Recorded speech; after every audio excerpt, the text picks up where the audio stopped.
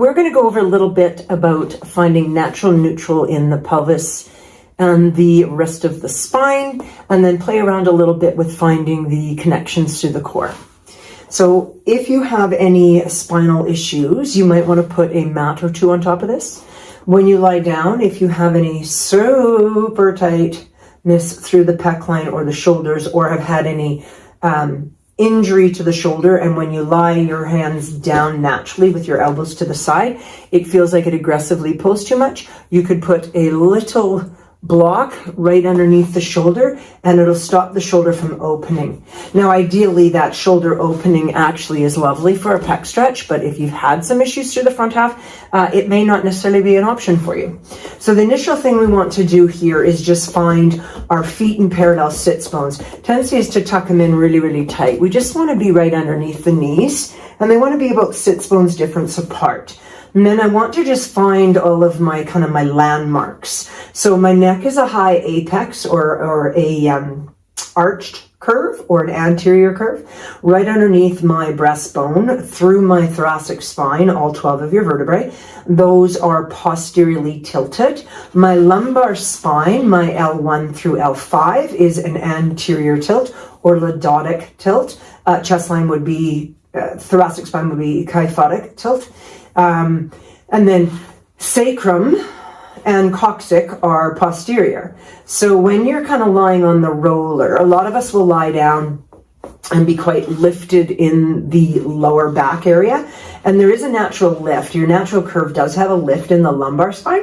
But if you see how I'm lying here, my apex, the apex is the highest point. My apex actually is quite high up, probably almost into my thoracic spine, where the false rib is. And that will cause a lot of pressure into the shoulders. It will also cause my back muscles, my rectus spinae, and my paraspinals to be clenching. So when people get on the roller, I like them to lift and then don't just sink right back down. I haven't made any changes. That is not an articulation. So I'm going to, excuse me, come down and soften in my breastbone, and vertebrae by vertebrae or bone by bone, just lengthen myself out and then give a little clocking. Clocking is that little movement right here of your pelvis. So what I want to find, a natural neutral in the pelvis, your coccyx and your sacrum, would be your pad of your hand on your ASIS and your fingertips on your pubic bone. So let's just find that to start with. From here, there will be a tendency to take the legs wide. Try and keep them parallel sits bones. If you need to, put a little ball or a pillow between your legs. And what we're going to do is that ASIS and that pubic bone want to be in a straight horizontal line to the earth. And then your ASIS to your PSIS want to be in a straight vertical line to the earth.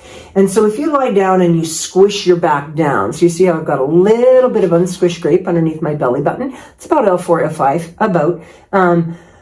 That has a little bit of space there. And what the tendency to do is really bear down and push that back right down. Now, if I was doing a roll up, that would be brilliant. But if I'm working on stabilization, I want to have that little bit of space underneath my back.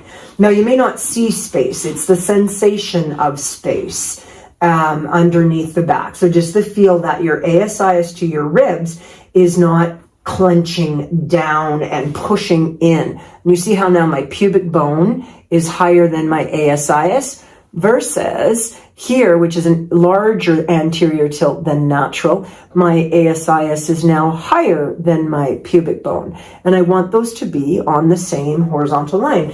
The next thing is from your rib to your hip is not shortened. This is a lateral flexion or a crunch on the side. And then when I do the other side, you'll see this side stretch out. So we're going to refer to ourselves as clocking east-west, side-side, or south to north in reference to the pubic bone. So what I want you to do is put your fingers just inside your ASIS, and instead of pushing out or bearing down, you see how my abs went bloop, and I actually tilted a bit. I want to think of drawing up.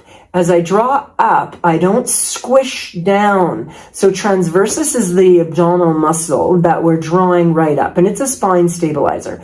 So we can draw that up without actually pushing the spine down into the carriage or into the roller or into the floor, whatever you're on.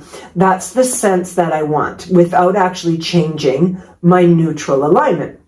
So once that's in place, and weights here are completely optional, all they're going to do is cause more intensity on the arms, increasing the lever length, causing movement to occur even faster. And so we're trying to fight movement in our spine. So I'm going to just take those hand weights and I'm going to reach them to the sky. Right here, there's a tendency to protract my shoulders. See how I've lifted that? And now I've made that apex under the neck bigger. I just want to settle that so that the apex is under the neck, not underneath my thoracic spine. Thoracic is relaxed. From here, I'm going to go over my head just a little bit, keeping neutral spine, neutral pelvis. So my spine being neutral is cervical, thoracic, and lumbar. Tendency as the arms go over is the ribs pop. And do you see how now I'm lifting again? And then as the arms come down, I'm dropping. And so when we move the upper torso, we don't want to be moving the spine.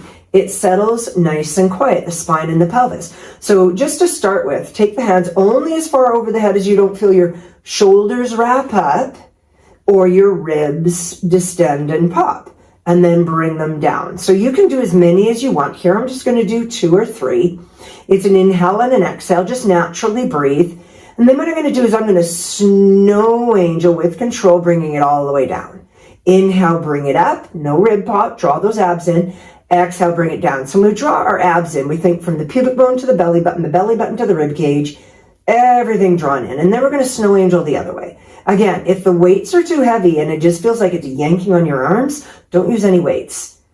And then you notice, hopefully, nothing is moving here as I move my arms. From here, I'm going to stay in the center and I'm just going to open. So I'm right over nipple line and I'm just going to inhale, open the arms. And close the arms. Again, as the arms go out to the side, they're heavy. So now I won't tend to pop the ribs up and down, but as my arms go out, I might feel myself shift to the side. Now, when working a bilateral, that generally doesn't happen.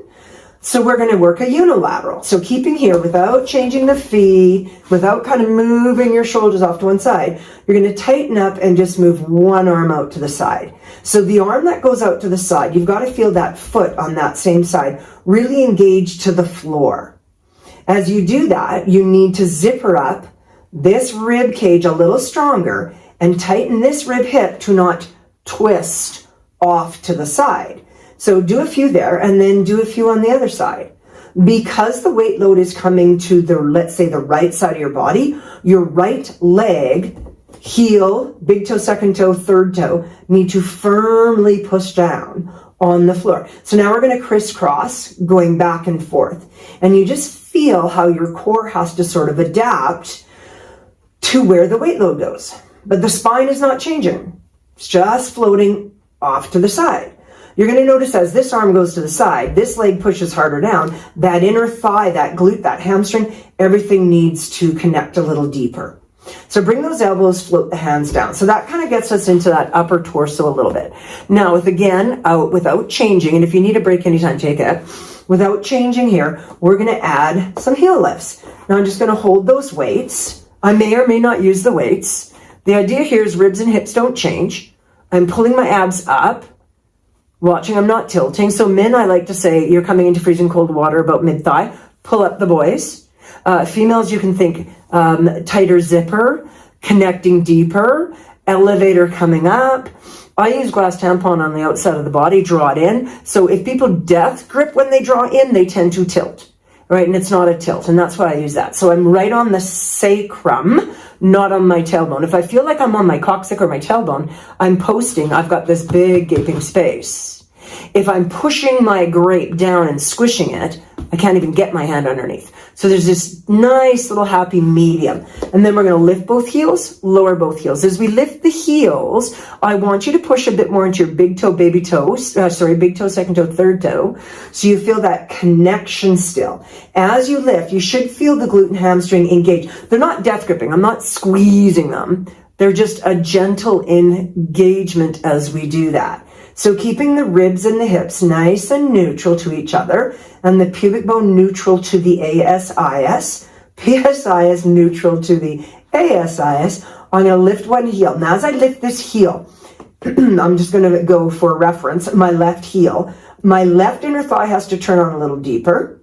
My left internal oblique is going to turn on a little stronger. My right rib cage and then the connection with the hand to the floor. So my right pec line, that back shoulder is engaged more. What'll happen is this leg draws up. If I lose stability, I will hike my hip. My QL will twist, I will shorten or laterally flex. I need to think of not getting twisty. How do I stop that? I zip her up a little stronger on the opposite rib hip. So I'll show that on this side. So I lift my heel, and as the leg comes up, if I lose connection, I'll hip hike the leg I'm lifting. It's heavy, so the spine goes, well, we'll help you lift the leg. And it doesn't need to, but what'll happen is we'll get length here. See that twist happening here? And I want to think these 2 points connect a little deeper, stopping me from twisting. So when that leg comes up, we don't actually, and I'm alternating my legs here, we don't need to drop down into posterior tilt and then come back to neutral, drop down, come back to neutral. We also don't want to hip hike and come back and hip hike and come back. You're trying to stay as straight as you can on the roller. Now, if you have scoliosis, if you have anything going on in the spine that takes you out of what would be natural neutral, and your curve is lateral in some points, towels or mats on top might make you kind of feel a bit more connected to the roller, and that's definitely fair game. So I'm going to stay here, and I'm going to reach that leg out. Now, that's heavy, so as it goes out, there'll be a tendency to tilt. And again, I want to bring those 2 points and maintain them. So as the leg goes out, it becomes heavy. I need to zipper a little deeper. As it comes in, I'm not going to back off that zipper, but I'm just going to maintain that zipper drawing in and up. And then that leg goes down, other leg comes up, and again, reaching. So if I went straight leg, it'd be harder. You can play with your lever lengths, right? The longer the lever, straight leg, the harder the movement. The farther away it moves from the center of gravity and where you are holding your core, the harder it's going to be. It's very simple. So what we're going to do is add a little bit of alternating watchdog or dead bug, but alternating. So I'm going to lift my heel, engage into my opposite weight, turn on that Miss America sash concept, and exhale, float one arm up and the leg, and then inhale and march it down. Connect, and then exhale, float the other. So if you don't connect strong before you lift, you will likely hip hike and you will move your spine. Exhale up and your pelvis. Inhale down. Now there's a whole scapular component to this. I'm not getting into that right now. I just want you really focusing on where's your core in space? Where are your abs? Where are your curves? Exhale as you come up. I like exhale as you come up. Inhale as you go down. You do you there as long as you're breathing. Now I'm going to leave that down. I'm going to bring up one arm. So in this plane, when I'm going straight up and down, I'm working one main type of plane here. When I take the arms out to the side, it changes the plane that I'm working on. So now this arm is going to slowly drag out to the side. That's going to cause me to want to lean. What I'm going to do is tighten up this rib hip, and then I'm going to drag up that leg and then bring it back. So for practice, to start with, I take an inhale. As I exhale, I start to open my arm. Then I'm going to lift my heel. Maybe that's as far as I'll go, but I'll take the arm all the way out to the side, really feeling how I have to pull down the opposite rib and then bring it up. Now, if that's working for me, this hand is gentle. I'm going to lift the heel, the arm goes out, and then I drag that leg out. So I've really got to watch that natural hip hike here. Now, I really want to think of taking this sits bones, reaching it away to the other side while I connect a little deeper into the external oblique on the arm side that's moving. That's a lot to think about. If I don't engage my foot strong to the floor, I will not be able to lift that leg without getting twisty. This hand can stay down for a little love. Repeat this a few times and make sure you're feeling nice and strong. Once that feels good, maybe both arms go up. I'm still going to keep that new arm that came up just reaching to the sky. So now I've got 1 point down directly to the earth. So I need to make sure I'm connecting into that. Still working for you. Both arms open, and then you slowly drag the leg up and then bring that down. So play with that as many times as you want on that side. Clock a little bit, come off if you need to, and then we'll do the other side. So from here, I'm going to bring this arm straight up, connect my abs, and I'm just going to let that drift off to the side, That same leg on that same side has to connect, but you've got to connect the ribs so you don't, again, laterally flex and twist off, and then it comes up. Now, as that occurs, I'm going to lift my heel. So this is my dumber side, and bring it down. Exhale, lift. Inhale, down. If I feel connected, I'm going to lift the heel as the arm goes off, and then maybe I'm ready to drag that leg up. So this is definitely a harder side for me. I feel my ribs wanting to pop, so I'm just going to think of a bit more connection into the foot and the rib to stop myself from getting twisty. Let's take an inhale, start to exhale, start the arm movement, then drag that leg up. If you just yank that leg up with all purpose, you will twist. It's a drag. Both arms up. So speed is not your partner here. So I'm going to exhale, start to reach that arm out, and I'm going to drag that leg up and then bring it back to connection slowly. Working for me, both arms open slowly. The leg, oh, there's my dumbass side, so I came up too fast. So I'm going to come back up. I don't want to learn to fall out. I want to learn to hold. So I'm going to go nice and slow, which might mean on this side, I can't take my arms all the way out to the side, or maybe I can, but I got to do it much slower so that I turn on the muscles that need to work, that maybe just don't fire quite as effectively on this side. So this side is just much slower for me, and that's okay. We don't want to learn to fall out. We want to learn to freeze where we feel unstable. Learn what has to happen in your core and your spine and those deep intrinsic muscles to stop you from falling before you actually fall. So learning to fall is not the objective. Learning to hold before you fall is the objective. And then in the long run, if we can get that nice focus going, so remember, this is straight out from nipple line, not over your neck. I'm going to slowly start to open the arms, and I'll fold one leg up. And then inhale and bring it home. And then go to the other side. Start to exhale, slowly take the arms out. And bring that home. And again, you can repeat that numerous times. From there, what can you play with? And again, I wouldn't suggest doing all of this all at one time. It's a long time on the roller. These are stepping stones to play with. So anytime you want, you can come off. Finding rib hips strong, I could knee fold one. Maybe the challenge is just the toe taps here. Maybe I can bring one leg up and bring the other leg without the tilt. So this is really important. People get movement going quickly and they arch and then they yank it up. You see that little movement there? Yank. I'm using my back. But I'm working on stabilization. So if I find this really difficult when the legs are in air, it is okay for me to go into supported pelvis and feel like I've squished that small grape. That is fair game. So I'm going down and up.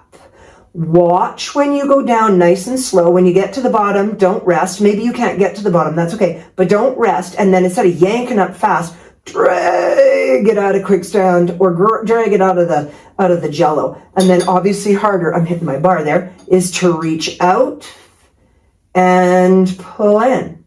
And then I can play with one leg, play with the other, just like you would in the regular toe taps sequences or lower lift sequences, which are all stability exercises, which means the pelvis is your first and your ribs connected to your pelvis alignment and the spine are all one unit working nice and strong. From there, I can take it into the upper torso. So I'm going to take the hands over. Maybe my hands have the weights and maybe not. Without the rib pop, I'm going to bring that up, cervical nod, and now roll from my thoracic. So once the neck's tucked in, instead of coming up, I want to come around the corner with a nice strong reach. So if you can see here, this is a cervical flexion. And here is getting really angry really fast. You see all that? Right? And that's just my neck actually borderline shearing forward.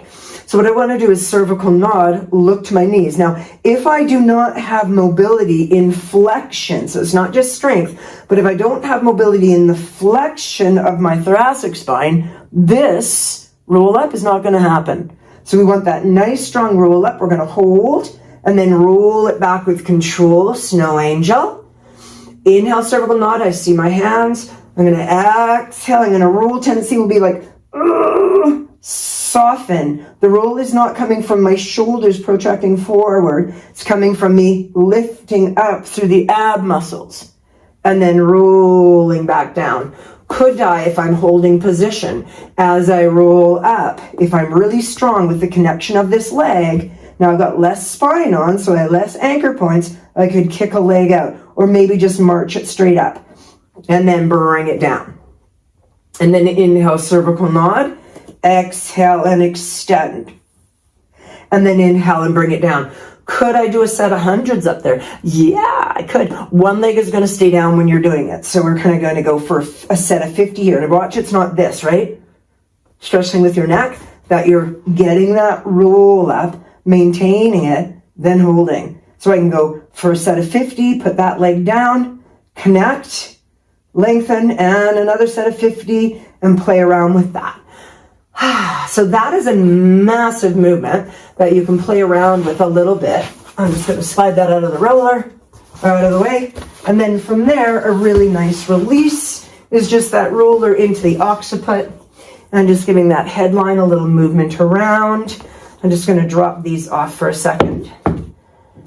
If the lower back is getting a little tight and the hip flexors are getting a little tight, you can slide that baby into coccyx tailbone. So it's quite low down now. And I think I'm going to kick the bottom here. Oh, that's okay. We're going to move a bit and then stretch out. So now my pubic bone is higher than my ASIS, so that pushes my hip flexors open. Yet instead of going archy on it, I'm trying to sink. So that roller is quite far out the butt.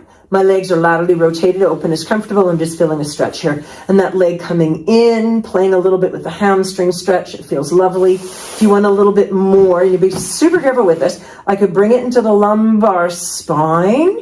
And now I'm going into a very controlled clocking where I'm looking for a fairly lordotic curve. So that's a big curve. And then bring it into neutral. Exhale, curve. Bring it into neutral. So I'm just letting that roller kind of sink into more of the lumbar spine. It'll touch a little bit of your PSIS. It'll touch a little bit of your rib cage, and that's fair game. If this is not comfortable for you, obviously do not do it. And then from there, I can move that into my thoracic and get some beautiful openers here. So now I'm keeping my pelvis quite neutral. My spine is quite neutral in the lumbar. And my movement now is coming thoracic and cervical extension. So all parts of the spine have different movements. It's just really important to understand when are we holding controlled and when are we stabilizing and when are we mobilizing. So from here, I can also get those heels tucking in tight and now work on that little posterior. So I'm pushing into my feet quite strong and then going to neutral. Posterior and to neutral. So I'm trying to push the air out. I could roll up into a little bridge and then vertebrae by vertebrae roll it down, or I could, without changing the spine, hinge and come down. So just a few different ways to play around with finding the curves of your spine, the movement through the pelvis, how we try to connect the upper spine area with the pelvis so that our movements become strong in stabilization, yet we can use mobilization as well. Because we need mobilization in all parts of the spine, but we also need the ability to stabilize. And sometimes when we haven't talked about it or played with it, it's difficult to find. Hope that helps.